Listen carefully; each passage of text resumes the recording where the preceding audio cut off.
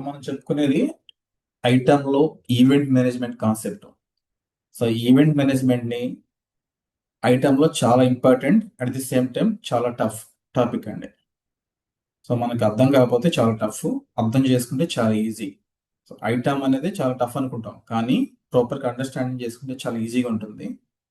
దీన్ని మీరు by heart చేయకుండా ఇంటర్వ్యూలో and at the same time real time సినారియోస్‌లో మీకు అండర్‌స్టాండింగ్ కోసం నేను జస్ట్ సింపుల్ ఎగ్జాంపుల్‌తో కంపేర్ చేస్తాను. ఒక హాస్పిటల్ సిస్టమ్‌తో కంపేర్ చేస్తాను ఈవెంట్ మేనేజ్‌మెంట్‌ని. Let's start. ఫర్ ఎగ్జాంపుల్ ఒక పెద్ద హాస్పిటల్ ఇమాజిన్ చేసుకోండి. అక్కడ వందల మంది పేషెంట్స్ కంటిన్యూస్‌గా మానిటర్ చేస్తుంటారు పేషెంట్స్‌ని. ప్రతి పేషెంట్‌కి heart monitor, BP machine, oxygen sensor లాంటి డివైసెస్ కనెక్ట్ అయి ఉంటాయి. ఇవి కంటిన్యూస్‌గా heart rate, blood pressure, oxygen levels లాంటి రీడింగ్స్‌ని సెండ్ చేస్తా ఉంటాయి. ఓకేనా? ఇవి కంటిన్యూస్ డేటా మాత్రమే. ఇవన్నీ డేంజరస్ కావు. ఫర్ ఎగ్జాంపుల్ హార్ట్ రేటు 80 లేదా 90 ఉంటే అది నార్మల్ కింద వస్తుంది. కానీ ఒకసారిగా హార్ట్ రేట్ 130 గాని, 150 గాని రీచ్ అయితే అది డేంజరస్ సిగ్నల్ అవుతుంది. అలాంటి సిట్యుయేషన్‌లో ఇవి సింప్టమ్‌గా మారతాయి. ఒక పేషెంట్‌కి ఒకసారి బీపీ హై గాని, ఆక్సిజన్ లో గాని, హార్ట్ రేట్ హై గాని మల్టిపుల్ సింప్టమ్స్ రావచ్చు. కానీ అన్ని సిగ్నల్స్ డాక్టర్ దాకా వెళ్ళవు. అంత అవసరం లేదు కూడా. ఇక్కడ ఎందుకంటే డాక్టర్ అనేది చాలా బిజీగా ఉంటారు. డాక్టర్ దాకా వెళ్ళాల్సిన అవసరం లేదు. నర్స్ ఉంటారు ఇక్కడ. నర్స్ చాలా ఇంపార్టెంట్ రోల్ ప్లే చేస్తారు ఇక్కడ. నర్స్ ఏం చేస్తారు? అన్నెసరీ సిగ్నల్స్ ని ఫిల్టర్ చేసేసి ఇంపార్టెంట్ సిమ్టమ్స్ మాత్రమే డాక్టర్కి పంపిస్తారు. కొన్నిసార్లు అవే రిపీటెడ్ గా సిమ్టమ్స్ వస్తూ ఉంటాయి. ఫర్ ఎగ్జాంపుల్ బీపీ హై అని వస్తూ ఉంటుంది. మళ్ళీ మళ్ళీ వస్తుంది బీపీ హై అనేది అగైన్ అండ్ అగైన్. అప్పుడు ఏం చేస్తారు? నర్సు ఒక ప్రాబ్లం గా రికగ్నైజ్ చేసి మల్టిపుల్ ప్రాబ్లం గా ట్రీట్ చేద్దాన్ని. బీపీ అగైన్ అగైన్ అగైన్ వస్తుంటే ఒక ప్రాబ్లం కదా, మల్టిపుల్ ప్రాబ్లమ్స్ కాదు అది. మల్టిపుల్ ప్రాబ్లమ్స్ గా ట్రీట్ చేయరు. ఇప్పుడు ఏం చేస్తారు? డాక్టర్కి సిమ్టమ్స్ అన్ని కలిపి అనలైజ్ చేస్తారు. వాటి మధ్య సిమ్టమ్స్ మధ్య ఏ రిలేషన్ ఉందో చూసి అసలు రూట్ కాజ్ ఐడెంటిఫై చేస్తారు. చివరికి ఏం చేస్తారు? డాక్టర్ అన్ని సిమ్టమ్స్ కలిపి అనలైజ్ చేస్తారు. వాటి మధ్య రిలేషన్ చూసి అసలు రూట్ కాజ్ ఐడెంటిఫై చేస్తారు. ఫైనల్ గా డాక్టర్ మెయిన్ డిసీజ్ ఐడెంటిఫై చేసి సిమ్టమ్స్ కి ఏం రీజన్ ఐడెంటిఫై చేస్తారు. తర్వాత పేషెంట్ కండిషన్ సివియారిటీని చెక్ చేస్తారు. దీన్ని సివియారిటీ చెక్ చేసి స్టేజెస్ కి డివైడ్ చేస్తారు. నార్మల్, సీరియస్ లేదా క్రిటికల్. ఇవన్నీ పేషెంట్ పేషెంట్ సివియారిటీని డిసైడ్ చేస్తారు. Normal, serious, critical. తర్వాత ఏం జరుగుతుంది?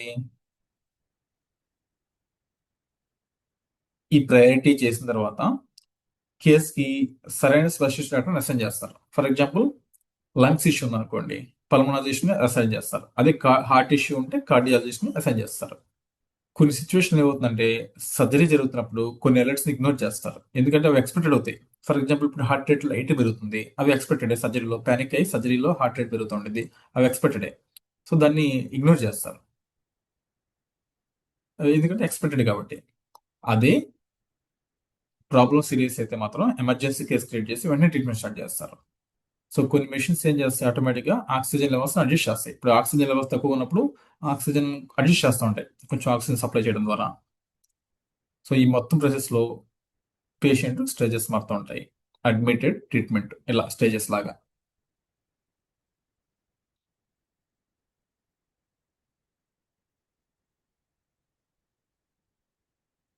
మళ్ళీ చెప్పుకున్నాము.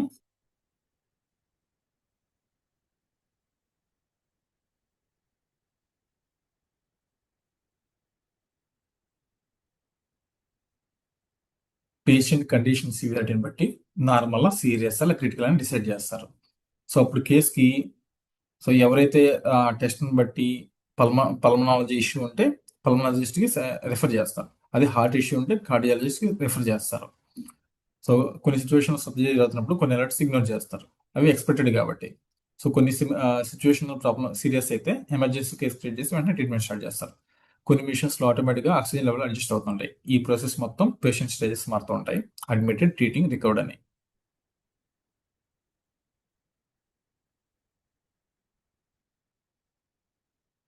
తర్వాత కొన్ని సిమ్టమ్స్, కొన్ని అన్నెసరీ సిమ్టమ్స్ ఉంటాయి. అంటే ఇప్పుడు లైట్ గా హార్ట్ రేట్ పెరుగుతూ ఉంటుంది, స్వెట్టింగ్ వస్తూ ఉంటుంది. ఈ సిమ్టమ్స్ ఏంటంటే ఇగ్నోర్ చేస్తా, ఫైనల్ చివరికి అసలు మెయిన్ డిసీజ్ రికగ్నైజ్ చేసి ట్రీట్ చేస్తారు దానికి. సో పేషెంట్ స్టేబుల్ అయ్యాక కేసు క్లోజ్ చేసి డిశ్చార్జ్ చేస్తారు. ఇదని హాస్పిటల్లో జరిగే సినారియో.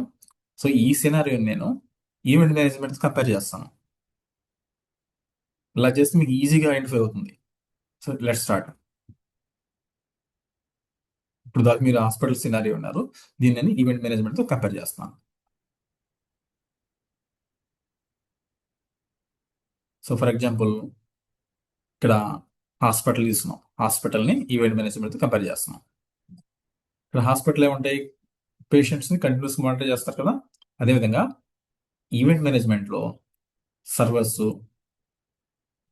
అప్లికేషన్స్, మానిటరింగ్ టూల్స్ ద్వారా కంటిన్యూస్గా మానిటరింగ్ ఉంటాయి. పేషెంట్స్ హాస్పిటల్ ఎట్లా కంటిన్యూగా మానిటర్ చేస్తారో ఈవెంట్ మేనేజ్మెంట్లో సర్వర్స్, అప్లికేషన్స్, మానిటరింగ్ టూల్స్ ద్వారా కంటిన్యూస్గా మానిటర్ అవుతూ ఉంటాయి. సో పేషెంట్స్ వచ్చేసరికి హాస్పిటల్లో పేషెంట్స్, ఈవెంట్ మేనేజ్మెంట్లో పేషెంట్స్ ఎవరు, సిఎస్ అంటే సర్వర్స్, అప్లికేషన్స్, డేటాబేసెస్. తర్వాత మానిటరింగ్ టూల్స్ అంటే ఏంటి, హాస్పిటల్లో మానిటరింగ్ అంటే ఏం చేస్తారు, బీపీ చెక్ చేస్తారుగా, బీపీ మిషన్స్ ఉంటాయి కదా, ఈసీజీ ఉంటాయి కదా, ఆక్సిజన్ సెన్సర్స్ ఉంటాయి కదా. సో ఇవి హాస్పిటల్లో మానిటరింగ్ టూల్స్. అదే ఈవెంట్ మేనేజ్మెంట్లో మానిటరింగ్ టూల్స్ ఏంటి, నాగియోస్, సోలార్ విండ్స్, ప్రొమెథియాస్, ఇవన్నీ మానిటరింగ్ టూల్స్. తర్వాత హాస్పిటల్లో కంటిన్యూస్ రీడింగ్ ఎలా చెక్ చేస్తారు, హార్ట్ రేట్ ద్వారా కానీ బీపీ కంటిన్యూస్ డేటా ద్వారా కంటిన్యూస్ రీడింగ్ రికగ్నైజ్ చేస్తారు. అదే ఈవెంట్ మేనేజ్మెంట్ ఎలా చేస్తారు, CPU, memory percentage, network metrics ద్వారా కంటిన్యూస్ రీడింగ్ చేస్తారు ఈవెంట్ మేనేజ్మెంట్లో.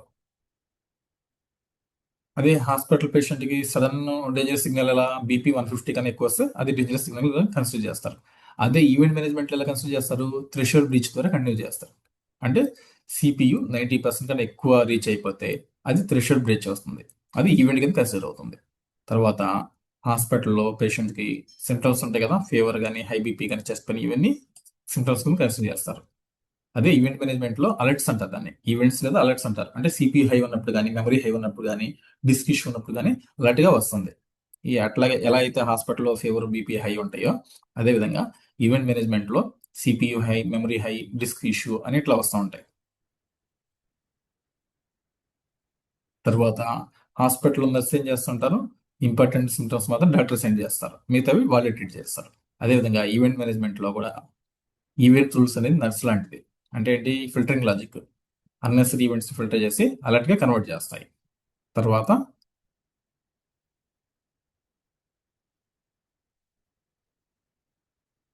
సో హాస్పిటల్లో డేంజరస్ సిమ్టమ్స్ మాత్రమే డాక్టర్కి విజిబుల్ అయ్యే మెకానిజం ఉంది. అదే ఈవెంట్ మేనేజ్మెంట్లో సో ఇంపార్టెంట్ ఈవెంట్స్ మాత్రం అలర్ట్గా కనిపిస్తాయి ఈవెంట్ మేనేజ్మెంట్లో. తర్వాత హాస్పిటల్ వచ్చేసరికి రిపీటెడ్ కంప్లైంట్స్, అంటే ఏంటి, బీపీ హైగా రిపీటెడ్గా వస్తుంది. అదేవిధంగా దీన్ని ఈవెంట్ మేనేజ్మెంట్తో కంపేర్ చేద్దాం. సో సేమ్ అలర్ట్ రిపీటెడ్గా వస్తుంది, అప్పుడు ఏం చేస్తారు, డూప్లికేషన్ ద్వారా సేమ్ అలర్ట్ అప్డేట్ చేస్తారు. డూప్లికేషన్ అంటే ఏంటి, డూప్లికేషన్ రిమూవ్ చేస్తారు, సేమ్ అలర్ట్ అప్డేట్ అవుతుంది, కౌంట్ ఇంక్రీజ్ అవుతుంది.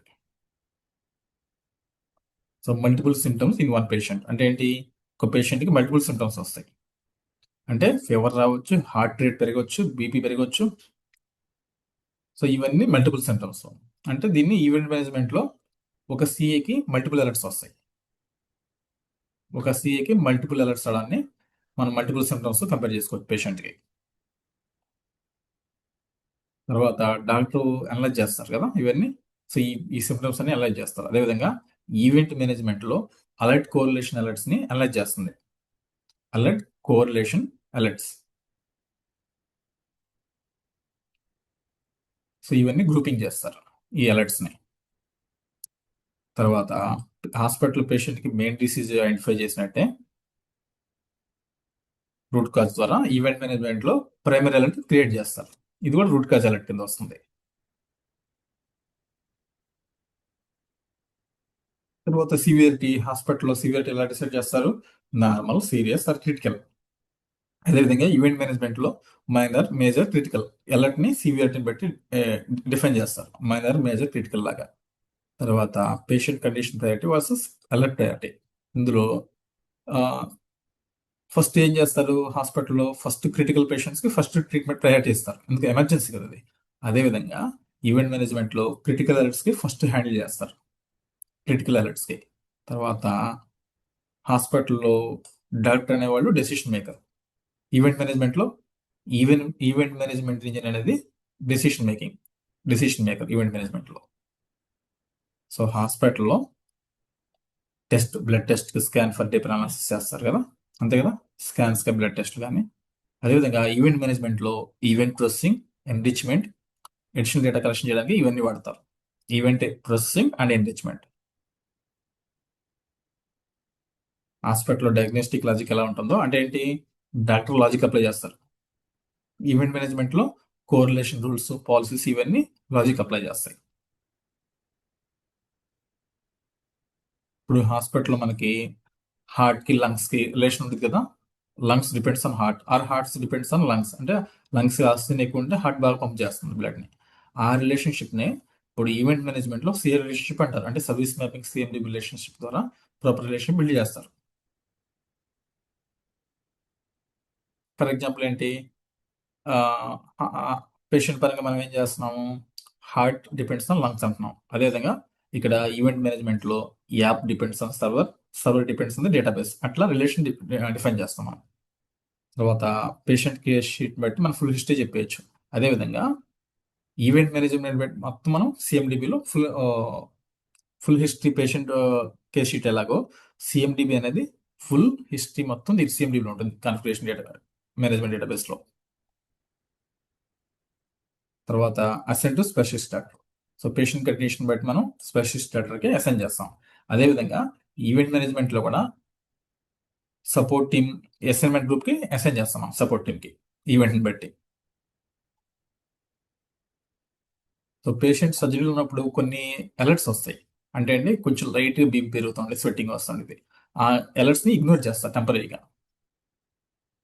అదేవిధంగా సిస్టమ్ మెయింటెనెన్స్ టైంలో ఈవెంట్ మేనేజ్మెంట్ లో అలాగే కొన్ని అలర్ట్స్ వస్తాయి. ఆ అలర్ట్స్ ని కొంచెం మనం సపరేట్ చేస్తాం, ఇగ్నోర్ చేస్తాం లైట్ గా. మెయింటెనెన్స్ టైంలో ఇవన్నీ కామన్. సో హాస్పిటల్లో ఎమర్జెన్సీ కేసు క్రియేట్ చేస్తాం కదా, అదేవిధంగా ఈవెంట్ మేనేజ్మెంట్ లో అలర్ట్ ఇన్సిడెంట్ గా క్రియేట్ అవుతుంది. ఇక్కడ ట్రీట్మెంట్, హాస్పిటల్లో డాక్టర్ ట్రీట్మెంట్ చేస్తారు కదా, అదేవిధంగా ఇన్సిడెంట్ మేనేజ్మెంట్ లో ఇన్సిడెంట్ సొల్యూషన్ లాంటి ఇది కూడా ట్రీట్మెంట్ లాంటిది, ఆ రెమెడియేషన్.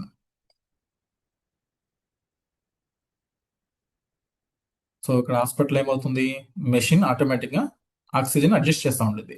అదేవిధంగా ఆటో రెమెడియేషన్, ఫ్లోర్ డిజైనర్ కానీ రన్ బుక్ ద్వారా కానీ రెమెడీ జరుగుతుంది ఆటోమేటిక్ గా. ఎలా అయితే మనకి ఆక్సిజన్ లెవెల్ హాస్పిటల్లో ఆటోమేటిక్ గా ఎట్లా అడ్జస్ట్ చేస్తా ఉండేదో, అదేవిధంగా ఈవెంట్ మేనేజ్మెంట్ లో ఆటో రెమెడియేషన్ అనే టూల్ ద్వారా ఆటోమేటిక్ గా అడ్జస్ట్మెంట్ అవుతూ ఉంటాయి, రెమెడీ అవుతూ ఉంటుంది ఫ్లోర్ డిజైనర్ ద్వారా, రన్ బుక్ ఆటోమేషన్ ద్వారా. సో హాస్పిటల్లో లైఫ్ సైకిల్ ఎట్లా ఉంటుంది, అడ్మిటెడ్ పేషెంట్ లైఫ్ సైకిల్ ఎట్లా ఉంటుంది, అడ్మిటెడ్, ట్రీటింగ్, రికవర్. అంటే అడ్మిట్ అయినప్పుడు, ట్రీట్ చేస్తున్నప్పుడు, రికవర్ అవుతున్నప్పుడు ఎట్లా అయితే స్టేజెస్ ఉంటాయో, అలర్ట్ లైఫ్ సైకిల్ కూడా ఓపెన్, ఎక్నాలెడ్జ్ అండ్ క్లోజ్గా ఉంటుంది. ఓపెన్, ఎక్నాలెడ్జ్ అండ్ క్లోజ్డ్ చాలా ఇంపార్టెంట్ అండి. ఇవన్నీ నేను చెప్పే మొత్తం ప్రతి ఇంటర్వ్యూలో కవర్ అవుతాయి. అదేవిధంగా మీకు ఈవెంట్ మేనేజ్మెంట్లో వచ్చి ప్రతి కోర్ టాపిక్, ప్రతి టాపిక్ నేను కవర్ చేస్తాను ఇందులో. తర్వాత హాస్పిటల్లో ట్రీట్మెంట్ చేసేటప్పుడు కొన్ని చిన్న చిన్న కంప్లైంట్స్ వస్తాయి. అదేంటంటే హెడ్ ఏక్, బాడీ పెయిన్స్, ర్యాషెస్, ఇవన్నీ చిన్న చిన్న కంప్లైంట్స్. సో ఇవి ఇగ్నోర్ చేసేయచ్చు, ఇవల్ల ఆ మెడిసిన్ సైడ్ ఎఫెక్ట్ అనుకుని ఇగ్నోర్ చేసేయచ్చు. అదేవిధంగా నాయిస్ రిడక్షన్, ఈవెంట్ ఫిల్టరింగ్ ద్వారా మనం ఈవెంట్ మేనేజ్మెంట్లో ఇష్యూస్ని ఇగ్నోర్ చేసేస్తాం, డీడూప్లికేషన్ టూల్ యూజ్ చేసుకుని. తర్వాత హాస్పిటల్లో ట్రీట్మెంట్గా ఫైనల్ డిసీజ్ ఐడెంటిఫై అయింది. అదేవిధంగా ఈవెంట్ మేనేజ్మెంట్లో రూట్ కాజ్ ద్వారా ఐడెంటిఫై అవుతుంది ఇష్యూ అనేది. ఫైనల్ స్టేజ్ ఏంటి? హాస్పిటల్లో పేషెంట్ రికవర్ అవుతారు, డిశ్చార్జ్ అవుతారు. ఇక్కడ ఈవెంట్ మేనేజ్మెంట్లో ఫైనల్ స్టేజ్ ఏంటి? ఇష్యూ రిజాల్వ్ అవుతుంది, అలాంటి క్లోజ్ అవుతుంది. సో ఇట్లా హాస్పిటల్లో పేషెంట్ ట్రీట్మెంట్ ఎలా స్ట్రక్చర్ జరుగుతుందో ఈవెంట్ మేనేజ్మెంట్లో కూడా ఐటీ ఇష్యూస్ ఇదే స్ట్రక్చర్తో హ్యాండిల్ అవుతాయి. ఈ మ్యాపింగ్ మీరు గుర్తుంచుకుంటే ఈ కాన్సెప్ట్ చాలా క్లియర్గా మీకు అర్థమవుతుంది. మీరు ఇంటర్వ్యూలో కూడా చాలా ఈజీగా పర్ఫామ్ చేయగలుగుతారు. సో ఈ కాన్సెప్ట్ మొత్తం ఐటమ్లో ఈవెంట్ మేనేజ్మెంట్ మొత్తం కవర్ అయిపోతుందండి. ప్రతి పాయింట్, ప్రతి స్టెప్ కవర్ అయిపోతుంది. సో ఇది పర్ఫెక్ట్గా కొంచెం ఈ వీడియో మీరు రిపీటెడ్ ఉంటే చాలు, మీకు దాదాపు 15 minutes మీకు ఐటమ్ ఈవెంట్ మేనేజ్మెంట్ క్లారిటీ వచ్చేస్తుంది. మీకు ఈ వీడియో నచ్చితే please like, share and subscribe. Thank you. Wish you all the best.